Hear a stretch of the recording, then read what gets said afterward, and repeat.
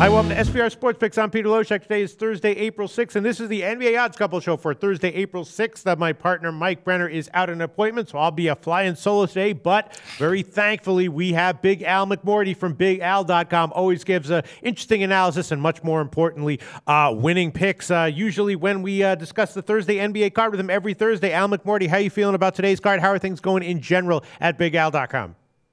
Well, you know, things are going well. I've got no complaints. I never have any complaints. I've been doing this for 39 years, so I've seen it all. And, you know, we had a losing day yesterday. We actually had the Boston Celtics against Cleveland, so licking our wounds there. But, you know, we'll move on. We'll have a good day today. Mike Brenner actually yesterday had a huge head-to-head against one of our handicappers in our shows yesterday. And Mike Brenner, not only did he yell about how much he liked Cleveland, he predicted a double-digit win by Cleveland. Look what happened. Yeah, Mike nailed it. Good for Mike. Unbelievable. All right, well, Al Mcmordie, you've been around for a long time and seen it all, so you've definitely seen this segment of the NBA season where you have, you know, a lot of teams eliminated, playing spoilers, some of them doing well ATS. Brooklyn is an example of that. Philly has been slumping ATS despite the fact they have a great record overall on the year, and they're going to be getting points at home against Chicago. And we also have Minnesota, you know, classic young team, also eliminated from the playoffs with a lot of young, promising talent. Well, with the 6 games tonight, what's caught your eye with possible betting value? Well, I think Chicago has a lot of betting value. You know, you touched on Philadelphia. You know, Philadelphia in mid-March, they covered 7 games in a row. Now they've gone 2-6 straight up, 3-5 ATS their last 8 games, so they're kind of stumbling toward the finish. And I like Chicago to blow out Philadelphia tonight, as Chicago's won 12 of the last 13 in this series. They also fall into a system of mine, which is 305 and 237 against the spread. Very reliable system. And what we want to do is play on any road favorite of -5 or more points. If they're off a straight up and against the spread road loss, and their opponent is not off 5 or more losses in a row, and that's the situation tonight. I like Chicago minus the points. All right, that does make a lot of sense. -5, -101, and yeah, Philly looks like they might have they might just be running on fumes right now. They spent it all. Great bet for a lot of the regular season, but definitely slumping right now. All right, what else did you have for us that you want to bring to our attention here? Well, I think Milwaukee's a decent play tonight, plus the points against Indiana. You know, Milwaukee's won all 3 meetings this season versus the Pacers, and all have come by double digits. And it's true that Milwaukee does come into this game off back-to-back losses, while Indiana's off a blowout win versus Toronto. But here's another terrific system of mine. NBA road teams are 347 and 278 against the spread off a straight up and against the spread loss if they're not getting more than 6 points and their opponent is off a straight up and against the spread win. So once again, a very, you know, reliable system, lots of events in the system, 347 and 278. I'll take the points with Milwaukee. Wow, +4.5, -110 is still available. All right, and then let's see, anything else? What do you think about the Knicks? They had a good, you know, they are playing some of their youngsters, but they did play Carmelo Anthony and had a somewhat surprising win over the Bulls in their last game. Do you think they might have value again as a home dog against Washington, or not really? Well, I really don't like this game, you know, and you've done these shows with me, you kind of know what I like to do, and I hate playing on bad teams off wins. I mean, the Knicks just upset Chicago as a 5-point dog, but the Knicks haven't won back-to-back games since December 22nd. That's a span of 49 games. I hate playing on bad teams off wins. There's a reason why they're bad. They get satisfied with a win. They don't come out the next game and play. So I would look at Washington or pass the game. I'd probably pass, but if you want to play it, I'd look at Washington only. Okay, so we'll count that as a pass for you. And then what about Brooklyn? They're a bad team, but they're playing tough towards the end, off a huge win, but they seem like the kind of team that can get back-to-back wins. Orlando, of course, off of their blowout loss. What's your take on Brooklyn, Orlando, if anything?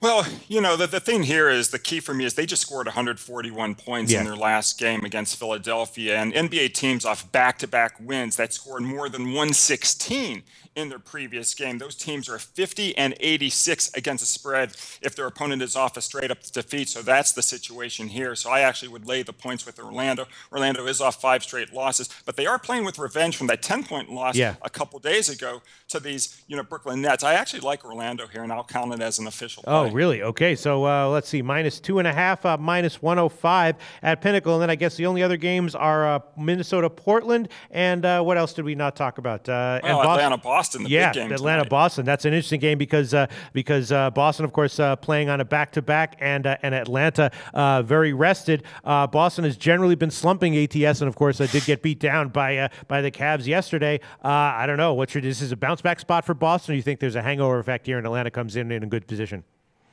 That's the $64,000 question. You actually touched on the more interesting thing about the rest factor. It's late in the year, and Boston's playing without rest, and Atlanta has had the last 3 days off. So that's a huge factor in favor of Atlanta.